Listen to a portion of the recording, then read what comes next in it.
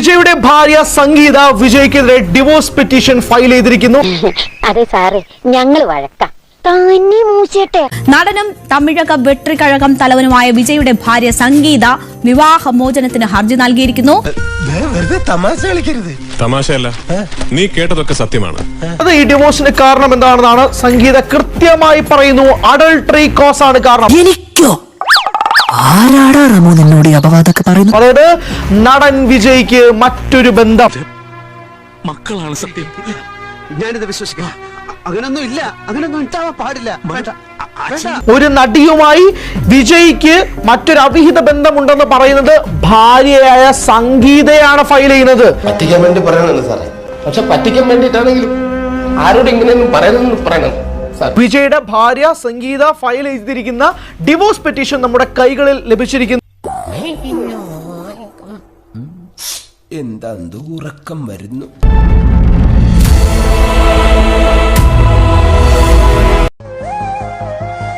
நீங்க யாரை சந்தோஷப்படுத்துறதுக்காக இதெல்லாம் நீங்க செய்றீங்களோ அவங்களுக்கே ஒரு கட்டத்துல உங்களை பிடிக்காம போயிடும்.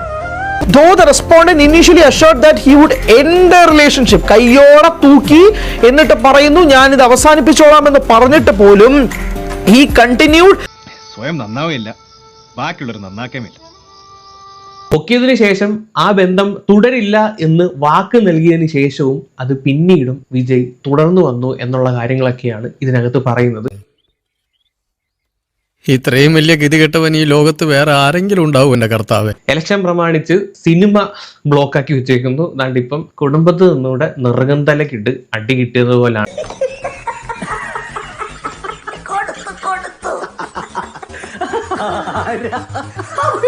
ഇതിനകത്തൊരു പകപോക്കലുള്ളത് പോലെ എനിക്ക് ഫീൽ ചെയ്യുന്നുണ്ട്. 2 കൊല്ലമായിട്ട് ഇവര് പിരിഞ്ഞു താമസിക്കുകയാണ് എന്ന് പറയുന്നു. ഇതിനു മുമ്പും ഇവർക്ക് ഈ ഒരു പെറ്റീഷനായിട്ട് മുന്നോട്ട് പോകാം.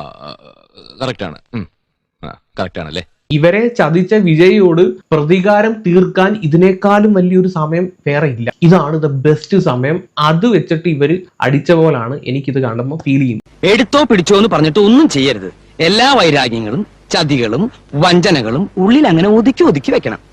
എന്നിട്ട് സമയം നോക്കി അതിൽ ഓരോന്നായി പ്രയോഗിക്കണം.